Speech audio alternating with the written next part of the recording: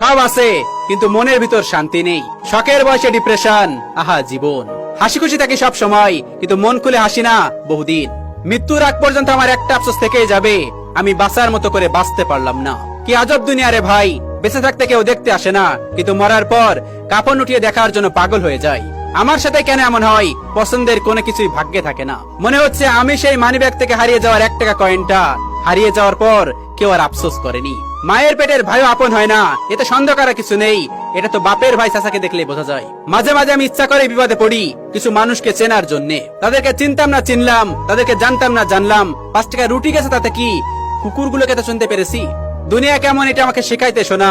আমি অনেক দেখছি মাটিতে পড়ে থাকা ফল কেউ নিতে আসে না, আর গাছে থাকা ফল মানুষ নিশানা করে পাথর মারে। মাঝে মাঝে ফ্যামিলি মানুষের কথা এতটাই খারাপ লাগে, তাদের দিকে তাকিয়ে আমি ভাবি আমি হয়তো মানুষ, সেটা তারা ভুলেই গেছে। সম্পর্ক পুরানো হলে ভালোবাসা